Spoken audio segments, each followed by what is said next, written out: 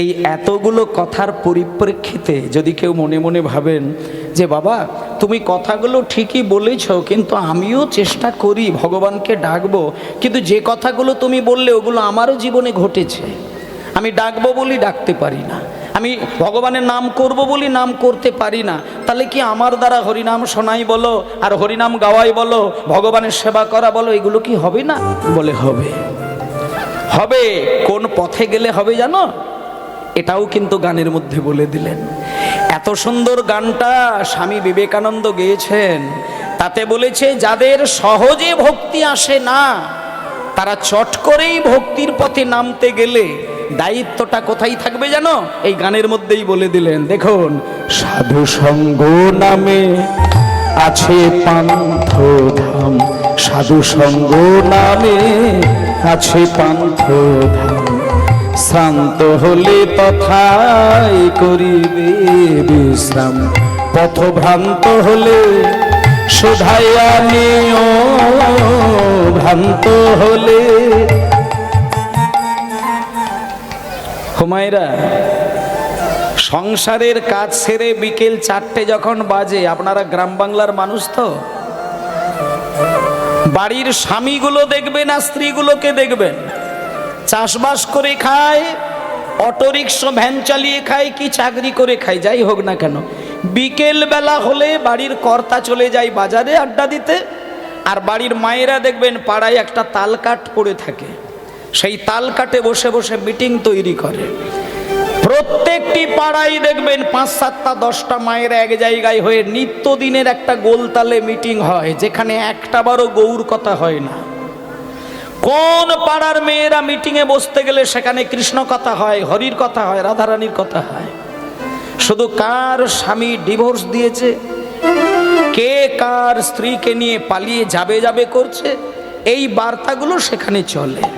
কিন্তু এই সমস্ত সঙ্গের ওপরে যদি তুমি পড়ে থাকো, তুমি যতই গুরুর কাছ থেকে মন্ত্র নাও, তোমার ওই মন্ত্র জীবনে কোনোদিন ঘন্টা বাজাবে না। কারণ সংসারী মানুষের দুটো কাজ, এক হচ্ছে সময় দিয়ে ধ্যান দিয়ে সংসার করবে, আর সংসারের সময় যদি তোমার বেঁচে যায় তাহলে ওই সময়টা তুমি সাধু সঙ্গের দিকে দেবে। তাহলে বিকেল বেলা কাজ সেরে বসে তাল কাটে গিয়ে তুমি সময় ব্যয় করছো কিসের জন্য? পরচর্চা, পরনিন্দা করার জন্য।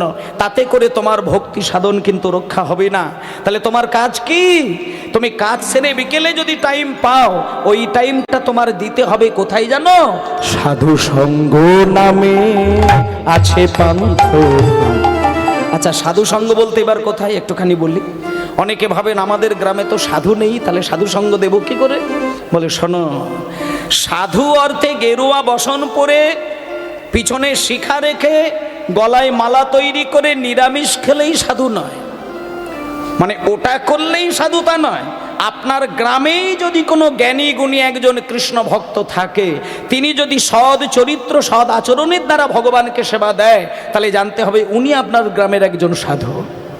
আর আপনি যদি তারই কাছে গিয়ে তার কাছ থেকে কৃষ্ণ তত্ত্ব আলোচনাগুলো শ্রবণ করেন, তাহলে জানবেন আপনার সাধু সঙ্গ করা হলো।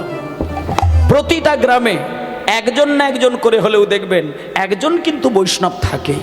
এটা ভগবানের একটা কৃপা। প্রতিটি গ্রামেই থাকবে একজন না একজন হলেও কৃষ্ণ ভক্ত আছে।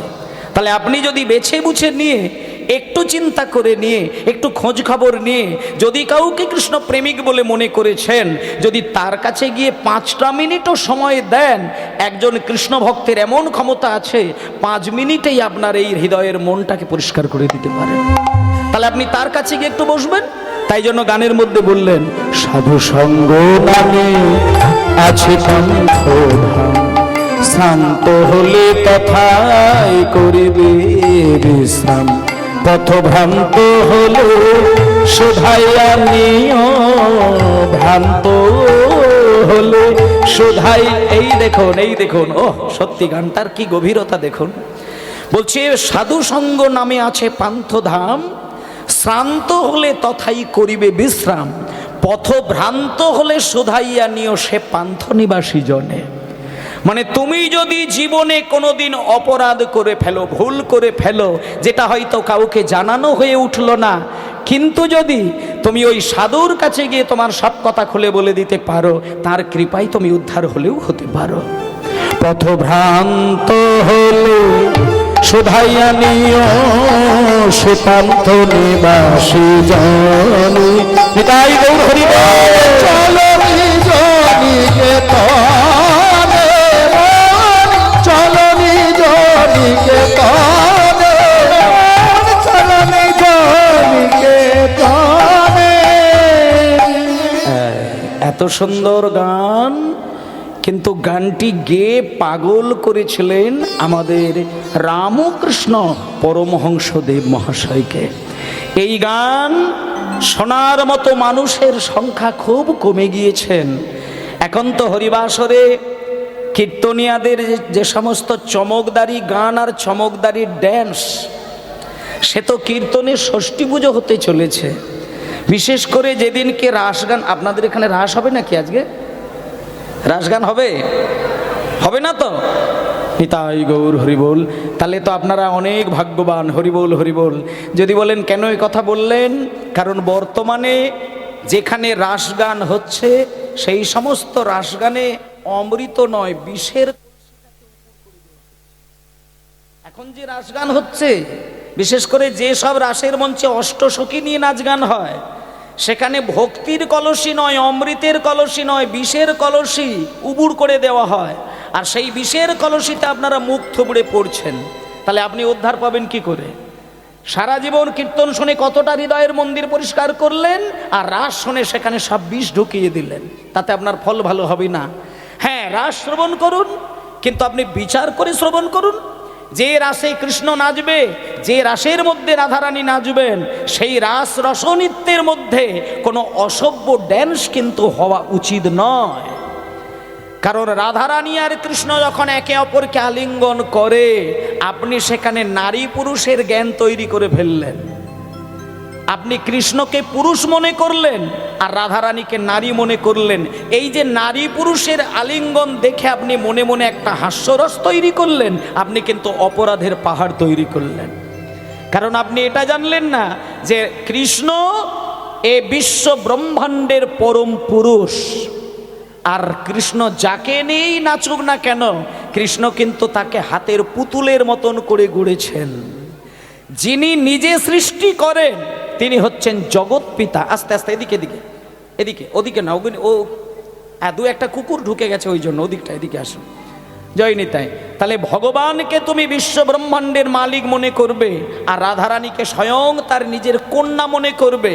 যেখানে কৃষ্ণ নাচে আর রাধারানী গিয়ে কৃষ্ণের গায়ে এলিয়ে যায়, সেখানে তোমাকে ভাবতে হবে পিতার কোলে কন্যা যদি এলিয়ে যায়, আর পিতা যদি বাহু বাড়িয়ে কন্যাকে কোলে স্থান দেয়, হৃদয়ে স্থান দেয়, সেখানে কোন রসের নৃত্য হবে, এই বোধজ্ঞানটা যদি আপনার তৈরি না হয়, আপনি কিসের জন্য রাসগান শুনবেন? সেই জন্য তো শাস্ত্রে বিধান আছে, রাস শুনতে গেলে মধ্যরাত্রি হতে হবে, গভীর রাত হতে হয়। এখানে গভীর রাত মানে ঘড়ি ধরে গভীর রাত নয়। এখানে গভীর রাত বলতে সাধনার গভীরতা যেদিন হৃদয়ে আসবে, সেদিন তুমি রাস রসনৃত্যের দেখার অধিকারী হবে। তা না হলে রাস দেখা উচিত নয়। কারণ যেদিনকে তোমার ভেতরে রাসের রসতত্ত্ব বিগলিত হবে, সেদিন তুমি রাধা কৃষ্ণের নাচ দেখতে পেলে সেদিন তোমার দেহ নয়, তোমার হৃদয়টা দুলবে। রাধারানীকে জড়িয়ে ধরে কৃষ্ণ যখন নাচে, ভক্ত সেখানে নাচে নয়, ভক্ত সেখানে পাগল হয়ে কাঁদে। কেন জানেন? ওই দিনটা হচ্ছে প্রতিটি মানুষের শেষের দিন, যেদিন তার এই মায়ার বসন ছেড়ে দিয়ে গোবিন্দ চরণে বিলীন হয়ে যায়। ওই যে রাসে বলে না, খসত বসন রসন চেলি। রাস মঞ্চে যেতে গেলেই তোমার বসন খুলে যাবে, শাড়ি খুলে যাবে, গয়না খুলে যাবে, অলংকার খুলে যাবে, ঘুমসি খুলে যাবে, সর্বদেহটা ফাঁকা হয়ে যাবে। কেন না? তত্ত্বের দিকে বলছে, যেমন মৃত্যুর দিনে চিতার ওপরে তুলতে গেলে তোমার দেহের বসন খুলে নেয়, তেমনি রাসের রসের ডাক যেদিন আসে, সেদিন তোমার মায়ার বসন থেকে, দেহ থেকে প্রাণটা বেরিয়ে যায় গোবিন্দ চরণে। তাহলে দেহ থাকবে পড়ে, আত্মা বেরিয়ে যাবে পরমাত্মার চরণে। সেইটা হলো তোমার রাসের দিন। সেই দিন ভগবান তোমারও নাম ধরে হো বাঁশি রে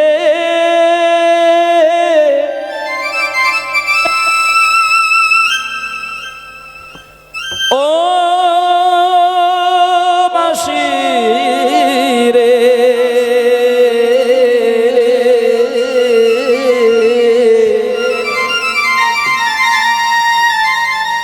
ও বাঁশি রে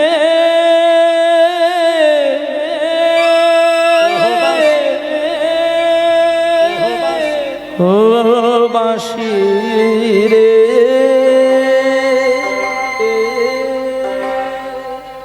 ওরে কালার বাঁশি হরি হরি হরি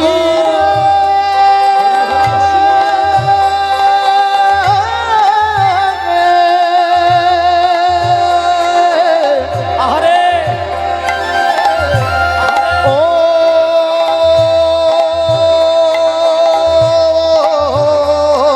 বাঁশি রে ওরে কালার বাঁশি বাঁশি ওরে কালার বাঁশি বাঁশি ওরে কালার বাঁশি বাঁশি ওরে কালার বাঁশি বলি কোনে বাঝাড়ে ছিলা বাঁশি রে বলি কোন বাঝারে ছিলা বাঁশি রে বলি কোনে বাঝাড়ে ছিলা বাঁশি রে বলি কোন বাঝারে ছিলা বাঁশি রে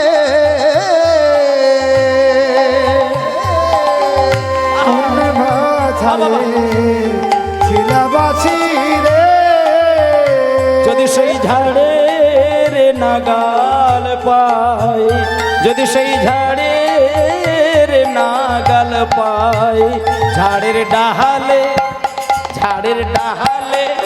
মূলে উপাড়িয়া ডালের ঝাড়ে মূলে উপাড়িয়া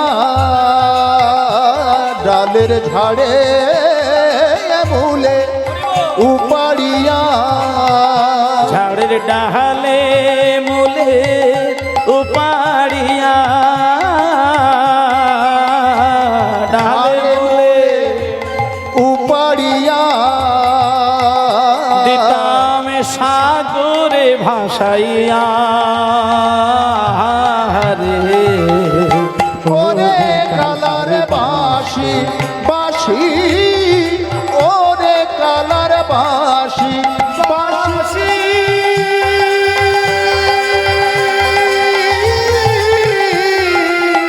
আরে ও বাঁশি রে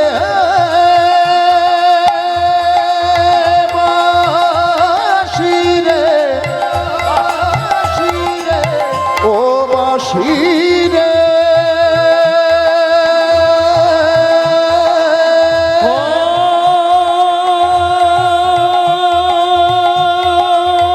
বাঁশি রে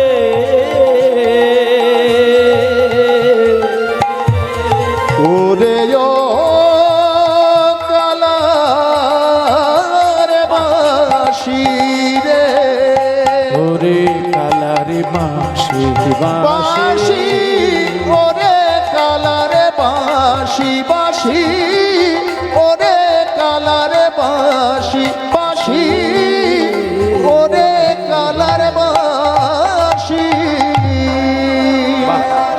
সবাই বলুন সেই গরু নিতাই গৌর প্রেমানন্দে হরি বল হরি বল হরি বল জয় নিতাই। তাই জন্য মায়েরা আজকে এই যে বাঁশির সুর কেমন, এই বাঁশির সুর ভগবান বাজায়। কাদের জন্য বাজায় না, যে ভক্তকে কাছে পাবার বাসনা তৈরি হয় ভগবানের, তিনি বাঁশি বাজান, তার নাম ধরে বাঁশি বাজায়। তা আজকে বাঁশির সুর শুনলে পরে যেমন ভক্ত ভগবানের কাছে যাবার জন্য ব্যাকুল ক্রন্দন ধ্বনি বেরিয়ে আসে, তেমন আজকে আমরা ভগবানের কাছে যাওয়ার জন্য আজকেও আমরা একটু ভগবানকে ডাকবো। মায়েরা চলুন, আমরা কলিযুগের মানুষ, আসতে কথা নয়, কলিযুগের মানুষ, আমাদের দায়িত্ব অনেকগুলোই থাকবে, অনেক দায়িত্ব থাকবে, কিন্তু কলির মানুষের ক্ষেত্রে যেটা সবথেকে বড় দায়িত্ব সেটা হচ্ছে রাধারানীকে ডাকার দরকার আছে, কৃষ্ণকে ডাকার দরকার আছে, কালীকে ডাকার দরকার আছে। কিন্তু আমরা তো সত্যযুগের মানুষ নয়, ত্রেতা যুগের মানুষও নয়। আস্তে, পিছনে যারা বসেছ কথা বলবে না, কথা বলবে না, একটু কথাগুলো মন দিয়ে শুনবে। আমরা কলিযুগের মানুষ, আর কলিযুগের আয়ু হচ্ছে 4,32,000 বছর। কত বললাম? 4,32,000 বছর। আর সবে মাত্র কলিযুগের আয়ুটা হয়েছে কতদিন জানেন? সবে 5,000 বছর হয়েছে। 4,32,000 বছর কমপ্লিট হলে তবে কলির সমাপ্ত হবে। আর সবে মাত্র কলিযুগ 5,000 বছর হয়ে সামান্য কটা বছর হয়েছে। তাহলে এখনো বাকি আছে কতদিন? 4,32,000 থেকে 5,000 মাইনাস কত হচ্ছে? 4,27,000। তাহলে 4,27,000 বছর বাকি, তবে না কলি শেষ। এখনো তো ছেলে মেয়েরা মাকে প্রণাম করে, হয়তো শুয়ে পড়ে প্রণাম করেনি, হাঁটু মুড়ে করে। হাঁটু মুড়ে না করলে অন্তত দাঁড়িয়ে করে, দাঁড়িয়ে না করলে অন্তত এক হাতে ঠকাস করে যাই হোক একটু করে। কিন্তু এমন একটি কলির দিন আসবে যেদিন কলির প্রভাবে সারা মানুষের জীবন জর্জরিত হয়ে যাবে। সেদিন ভগবানকে নামতে বাধ্য হতে হবে মায়েরা, বাধ্য হতে হবে। কলির তীব্র আগুন যেদিন জ্বলতে থাকবে সেদিন কিন্তু ভগবানকে আসতে বাধ্য হতে হবে, যেমন এসেছিল গৌরহরি। তাই জন্য মায়েরা, আমরা যেহেতু কলির মানুষ, আমরা নারায়ণের চরণে সত্যনারায়ণের সিন্নি আমরা যেমন দিচ্ছি দেবো সেটা কথা নয়। কারো কারো বাড়িতে সত্যনারায়ণের সিন্নি দেওয়া হয়, দেবেন, ওটা বাধা নয়। কেউ রামচন্দ্রকে ভালোবাসায় নেই, যে রামনবমী আসছে কদিন পরে। কি মায়েরা, রামনবমী কবে জানেন তো? তাহলে রামনবমীর দিনে আপনারা কি করবেন? রামচন্দ্রের ব্রত করবেন। তাহলে রামচন্দ্র কে ছিলেন? তিনি হলেন ত্রেতা যুগের ভগবান। রামচন্দ্রের হাতে কি ছিল? কি ছিল রামের হাতে? তীর ধনুক ছিল। আচ্ছা, রাম তীর ধনুক ধরেছিলেন কেন? রাম তীর ধনুক ধরেছিলেন তার কারণটা বলে দিই। রামচন্দ্র তিনি পরিষ্কার বলে দিয়েছিলেন, আমি তীর ধনুক ধরেছি দুষ্টের দমন আর সৃষ্টের পালন করার জন্য। কিন্তু আপনাদের আমি একটা কথা বলি, রাম তীর ধরেছে দুষ্টু মানুষকে বধ করবেন বলে, কিন্তু আপনারা রামায়ণ আমার থেকে অনেক ভালো জানেন। বালিকে যখন রামচন্দ্র বধ করলো, আপনারা বলুন, রামচন্দ্র যখন বালিকে বধ করে সেখানে কোনো যুক্তিপূর্ণ কারণ ছিল কি? তাহলে বিনা কারণে রামচন্দ্র বালিকে যদি বধ করে দিতে পারে, সেই বালির জায়গায় যদি আপনি বসে থাকতেন তাহলে আপনাকে উড়িয়ে দিত। তাহলে বিনা কারণে বালিকে যিনি বধ করে দিতে পারেন, সেখানে যদি আমি একটা নিরীহ মানুষ বসে থাকি, উনি তো আমাকে উড়িয়ে দিতে পারেন। তাহলে এই দেখুন, সত্যযুগে নারায়ণ 4টে হাতে 4টে জিনিস ধরেছিলেন, তার মধ্যে পদ্মফুল আর শঙ্খ, এটা মানুষের মঙ্গলের প্রতীক। কিন্তু বাকি দুটো হাতে চক্র গদা, ওটা কিন্তু মানুষ কিন্তু ভালো দৃষ্টিতে দেখেন না। পরবর্তীকালে রামচন্দ্র যখন আসলেন, তিনি দুটো হাতে তীর ধনুক নিয়ে চলে এলেন, ওটাও কিন্তু আমাদের কাছে ভালো বলে মনে হয় না। কিন্তু সেই রামচন্দ্র যখন দাপর যুগে কৃষ্ণ হয়ে এলেন, তখন কৃষ্ণ হাতে ধরেছিল বাঁশি। তাই তো মায়েরা? কিন্তু আপনাদেরকে বলি, কৃষ্ণ হাতে বাঁশি ধরলেও সময়ের গতিতে সেই কৃষ্ণ কিন্তু একদিন চক্রও ধরেছিল, জানেন? কুরুক্ষেত্রের যুদ্ধ প্রাঙ্গণে যখন কৃষ্ণ দাঁড়িয়েছিলেন, সেখানে বাঁশিটা টেঁকে গুজে রেখেছিলেন, হাতে চক্র ধরেছিলেন। কিন্তু সেই কৃষ্ণ রাধার সাথে মিলে মিশে রসের মালাই রূপ ধারণ করে সচিমায়ের কোলে জন্ম নিলেন, যার নাম হলো শ্রীকৃষ্ণ চৈতন্য মহাপ্রভু। সত্যযুগে নারায়ণ হাতে কিছু না নিয়ে আসতে পারলেন না, ত্রেতা যুগে রামচন্দ্র তিনি হাতে কিছু না নিয়ে আসতে পারলেন না, দাপরে কৃষ্ণ তিনি বাঁশি নিয়ে চলে এলেন, কিন্তু গৌর হরি কলিযুগে এলেন হাতে কিছুই রাখার প্রয়োজন হলো না। কেন জানেন? তার কারণ গৌরাঙ্গের কিছু দরকার হবে না। তিনি যার কাছে গিয়ে দাঁড়িয়ে হাত দুটো উপরের দিকে তুলে শুধু একবার হরি বলবে, চোখ থেকে দুবিন্দু অশ্রু গড়িয়ে যাবে। তৎক্ষণাৎ মায়ার সবকিছু ভুলে গিয়ে হাগৌর বলে গৌর হরিকে জড়িয়ে ধরবেন। এ হলো সেই গৌরাঙ্গ যা 3 যুগে ভগবান পারেননি, আজকে সেই গৌর হরি আমাদের কলিযুগে সেটাই করলেন। তাই সেই গৌরাঙ্গ দুটি বাহু তুলে মুখে হরি বলে, দুটি বাহু তুলে মুখে হরি বলে, বাহু তুলে মুখে হরি বলে, দুটি বাহু তুলে মুখে হরি বলে, দুটি বাহু তুলে মুখে হরি বলে, এই হরি নামে পূর্ণ হবে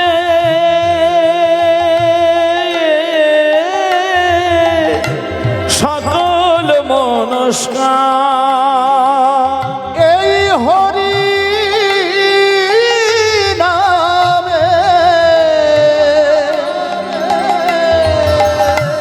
পূর্ণ হবে সকল মনস্কার। এই হরি নামে পূর্ণ হবে সকল মনস্কার।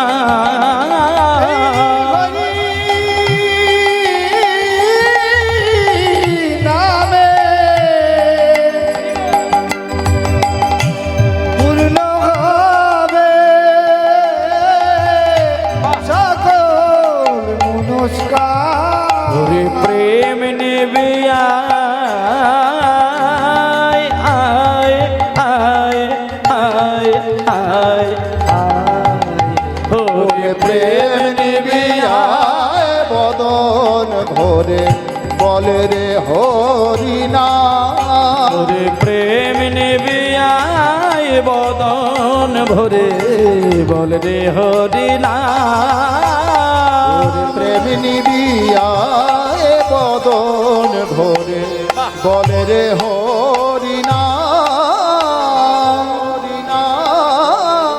আজকে তাহলে মায়েরা গৌরাঙ্গকে ভালোবাসেননি এমন কোনো মানুষ আছে বলে আমার মনে হয়নি। যে গৌরকে ভালোবাসতে শিখে গেছে না মা, তাকে আর ওই বৃন্দাবনেও যেতে লাগে না, নবদ্বীপেও যেতে লাগবে না, দ্বারকা মথুরা হস্তিনাপুর কোথাও যেতে লাগবে না।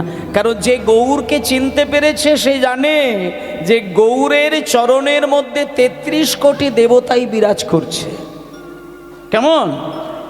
আপনি মা লক্ষ্মীর সেবা করবেন, জগদ্ধাত্রী মায়ের সেবা করবেন, কালীর সেবা করবেন, যারই সেবা করেন, একটা কথা জানবেন, গৌর হচ্ছেন এমন একজন ভগবান যার মধ্যে রয়েছে রাধারানী আর কৃষ্ণ স্বয়ং। যেমন দুধ থেকে ছানা তৈরি করে রসগোল্লা করা হয়, সেই রসগোল্লা খেতে আমাদের কাছে বড় মিষ্টি লাগে, তেমনি কৃষ্ণ হচ্ছে দুধ আর রসগোল্লা হচ্ছে রাধা।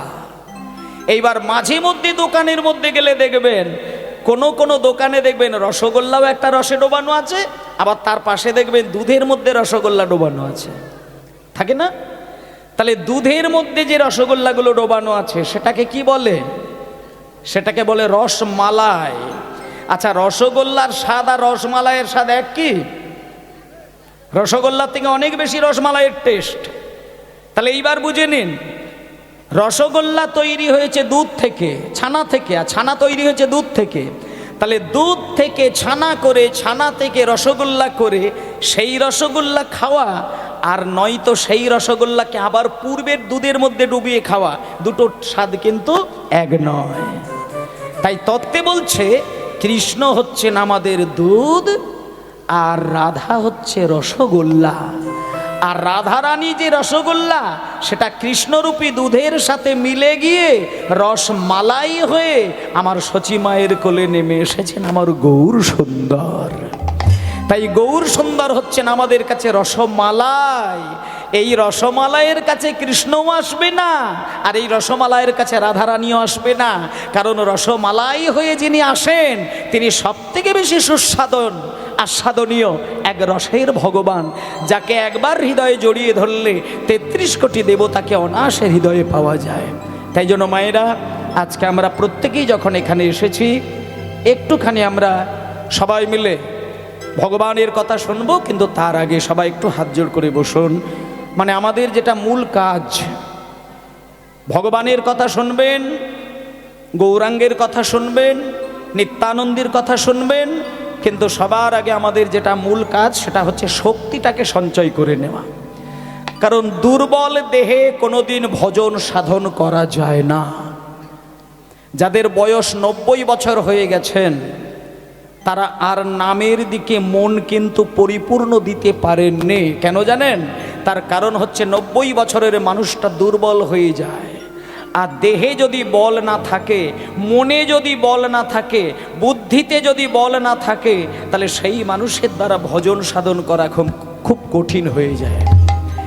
তাহলে সেই জন্য আমাদের বলবান হতে হবে, শক্তিমান হতে হবে। তার জন্য শক্তির যিনি প্রতীক, সেই শক্তির যিনি দেবতা, আমরা একটু জগৎ জননী মা মহামায়ার একটু চরণ সেবা করে নেব। সবাই একটু হাত জোড় করে বসবেন।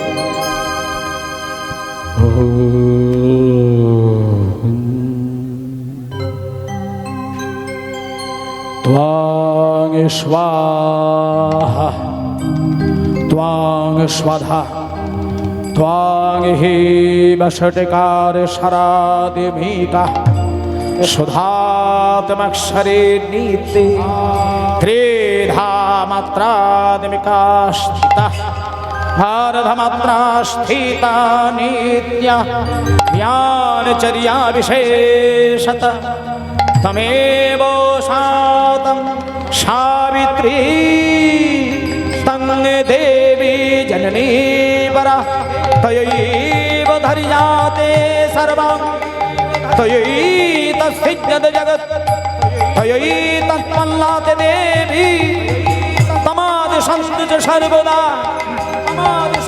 বিশিষ্ণ সৃষ্টিরূপাত স্থিতির্বাচ বালনে তথা সংগৃহীতিরূপন্তে জগতো হাস জগন্ময় মহাবেদ মহামায়া মহামেধা মহাসুমতি মহামোহা চ ভবতি মহাদেবী মহেশ্বরী প্রকৃতিস্থং চ সর্বস্ব গুণत्रय विभाविनी कालरात्रिर्महोरात्रि महोरात्रिस्वदारुणा लज्जा पुष्टि सथा तुष्टित्यं शान्ति कान्तिरेव च खड्गिनी शूलिनी घोरा दुदिनी चक्रिणी तथा शङ्खिनी चापिणी बाणभूषणी परिभायुधा सम्या सम्मतरा शेष समेव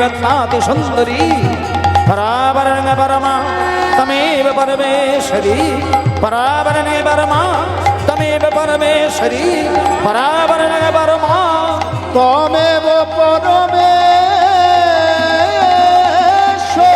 गौर हरि हरि हरि हरि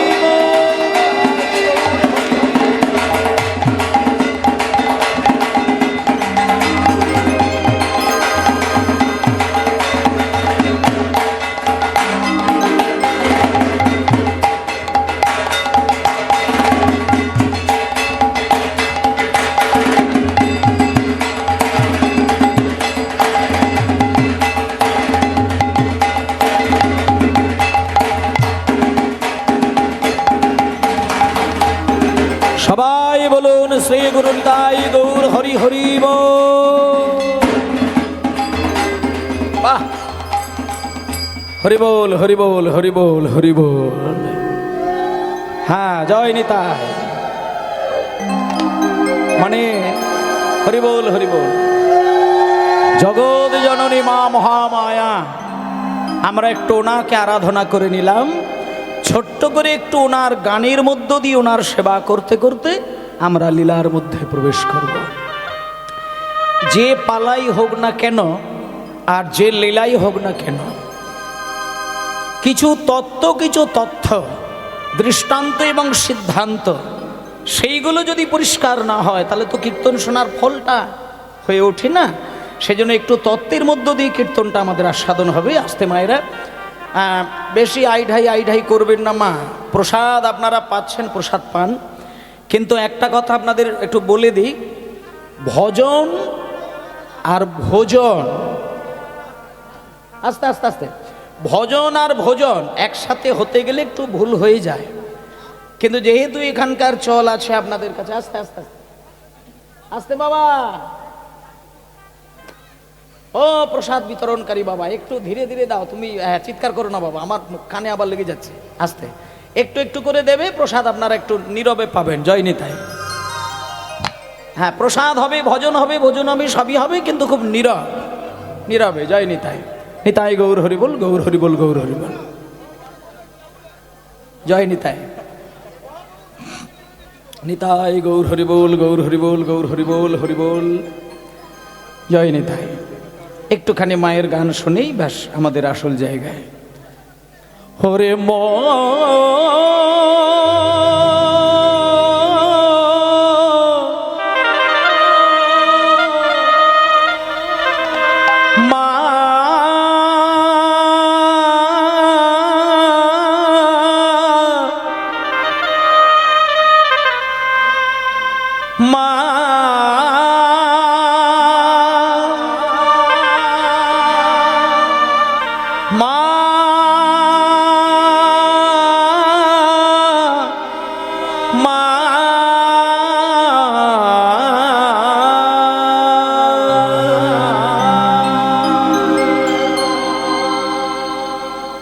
ভক্তমণ্ডলী মায়েরা, অনেকেই মনে মনে একটা চিন্তা ভাবনা করেন যে বৈষ্ণব আর শাক্ত এনারা নাকি দু মেরুর ভক্ত। কোনো বাড়িতে যদি কৃষ্ণ থাকে সেই বাড়িতে কালী ঠাকুরের পুজো অনেকেই করেননি। হ্যাঁ, আস্তে আস্তে আস্তে, মাতর চোখের কাজল সারা গায়ে মাখিয়ে দিল কে। একটুখানি গানটা আমরা শুনব। মানে এটাই বলতে চাইছে যে তুমি কৃষ্ণকে ভালোবাসো না, তার পাশে মা কালীকে রাখতে পারো, অসুবিধে নেই। কারণ মা কালীকে ভালো যত বেশি করে বাসতে পারবে ততই তুমি কৃষ্ণের চরণ সান্নিধ্য পাবে। কারণ কৃষ্ণকে ভালোবাসতে গেলে তোমার ভেতরে যতটুকু শুদ্ধ ভক্তি থাকার দরকার সেটা একমাত্র মা কালী যদি কৃপা করে তবে তুমি পাবে। কেন জানো মা? তার কারণটি হচ্ছে মা কালী মদ্য মাংস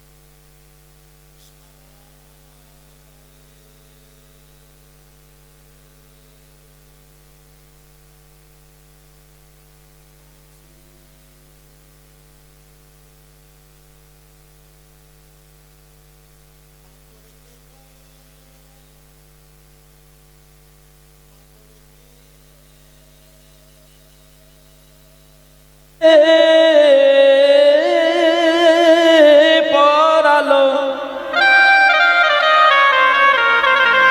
মাতরকে পরালো শ্মশানে চিতা ভস্য তিলকে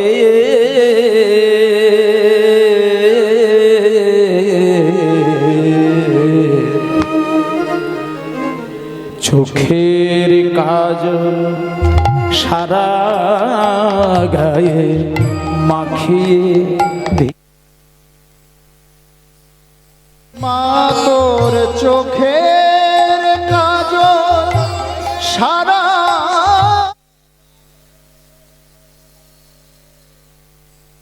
মাখিয়ে দিল কে মা তোর চোখের কাজল সারা গায়ে মাখিয়ে দিল কে মাতরকে পরালো শ্মশানে চিতারে তোরকে পরালো শ্মশান চিতা কে পরালো শ্মশান চিতা ভস্য তিলকে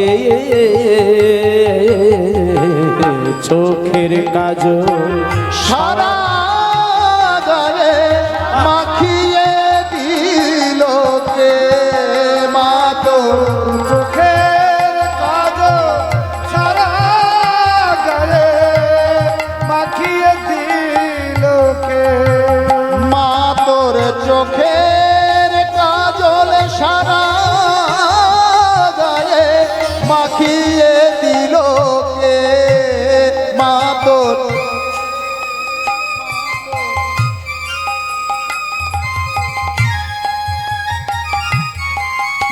আহা হরি হরি বল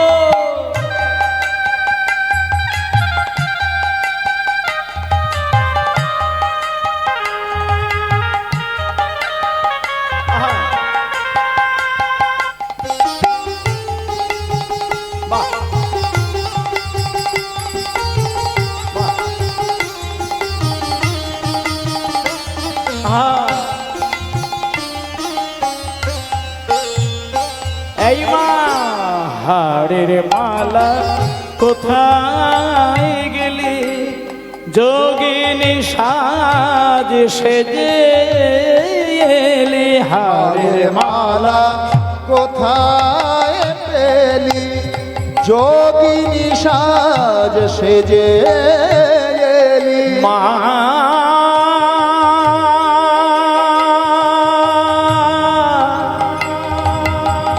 মা গো মায়া মার ও মা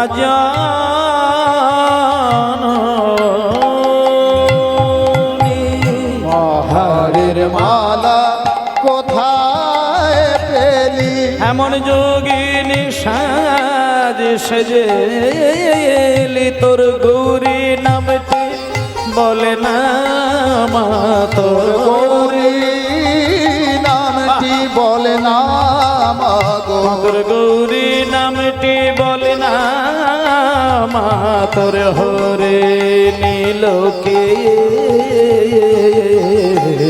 চোখের কাজল সারা গায়ে মাখিয়ে দিল কে মা তোর চোখের কাজল সারা গায়ে মাখিয়ে দিল কে মা তোর চোখের কাজল সারা গায়ে মাখিয়ে দিল কে মা তোর চোখের কাজল সারা গায়ে মাখিয়ে দিল কে মা তোর চোখের কাজল সারা গায়ে মাখিয়ে দিল কে মা তোর চোখের কাজল সারা গায়ে মাখিয়ে দিল কে মাখিয়ে দিল কে মাখিয়ে দিল নিতাই গৌর হরি বল, গৌর হরি বল, গৌর জয় নিতাই। আজকে মায়েরা আসতে আমরা আজকে গৌরচন্দ্রিকার মধ্য দিয়ে সামান্য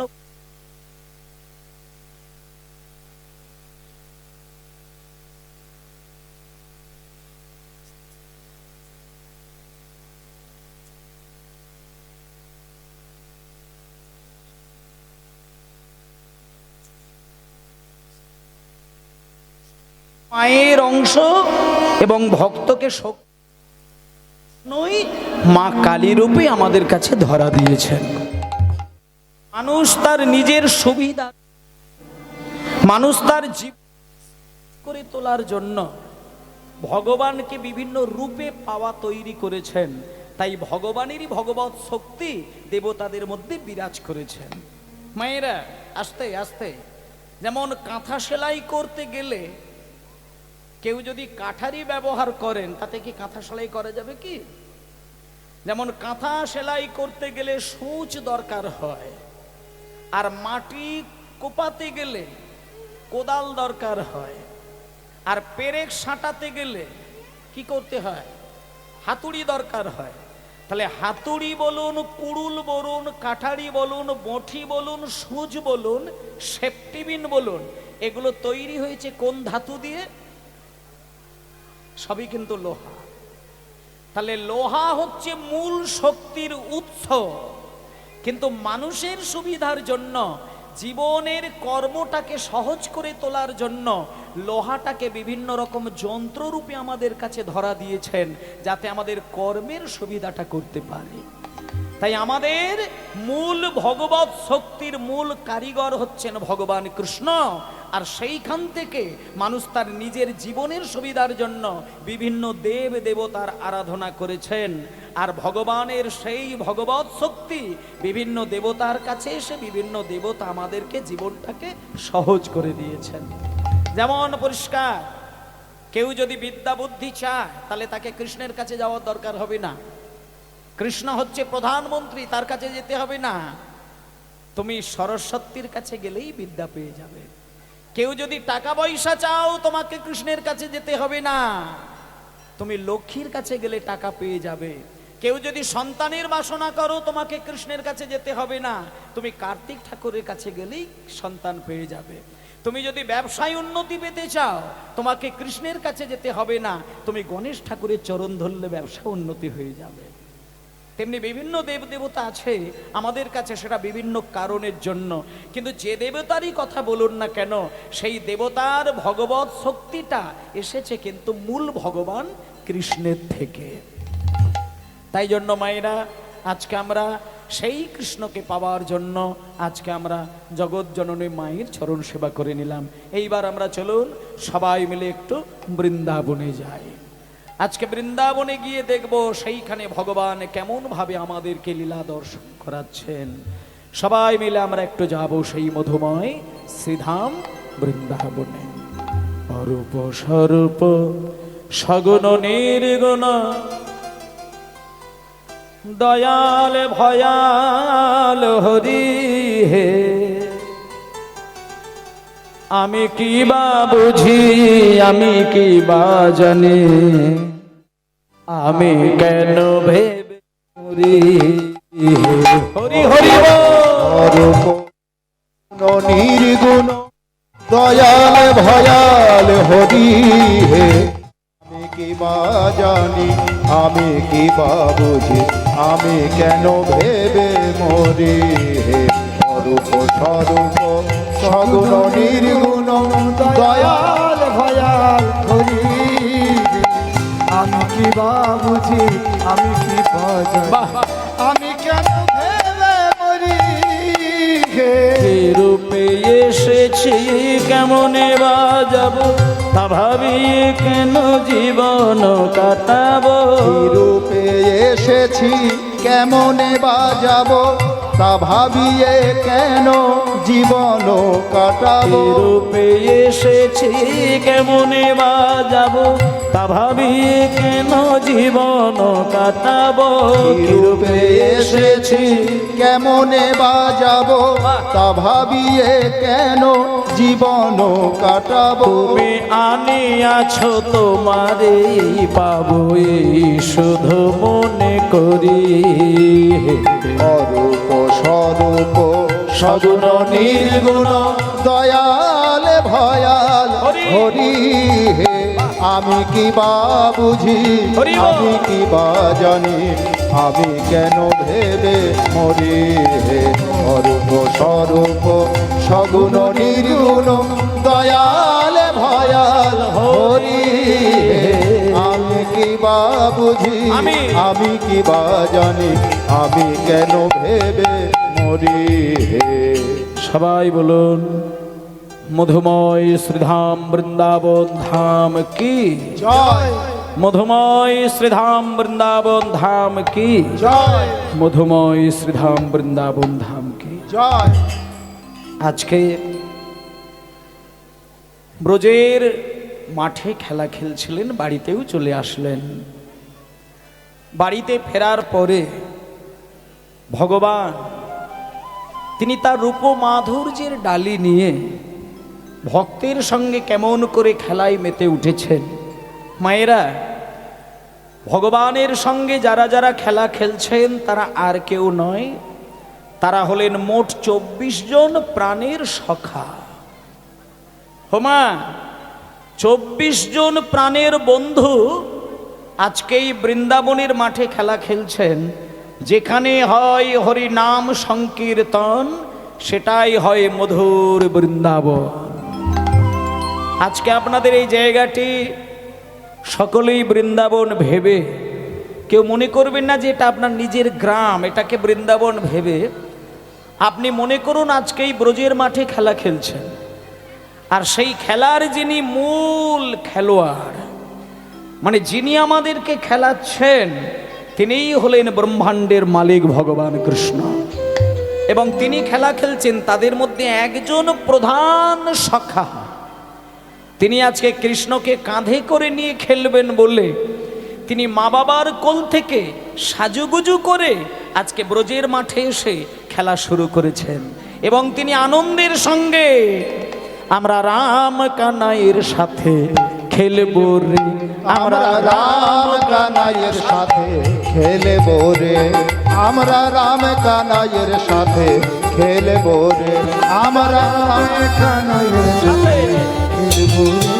খেলা খেলবো রে, খেলা খেলবো রে, খেলা খেলবো রে, খেলা খেলবো রে, খেলা খেলবো রে, খেলা খেলবো রে, খেলবো রে, খেলবো রে, খেলবো রে, খেলা খেলবো রে, খেলবো রে, আমরা রাম কানাইয়ের সাথে খেলবো রে, আমরা রাম কানাইয়ের সাথে খেলবো রে, আমরা দূর বনে যাব না খেলবো রে, আমরা দূর বনে যাব না খেলবো রে, আমরা দূর বনে যাব না খেলবো রে, বনে যাব না খেলবো রে, খেলা খেলবো রে, খেলা রাম খেলবো কানাইয়ের রে, সাথে খেলবো রে, আমরা রাম কানাইয়ের সাথে খেলবো রে, আমরা রাম কানাইয়ের সাথে খেলবো রে। দাঁড়াও ভক্তমণ্ডলী মায়েরা শুনে নিন।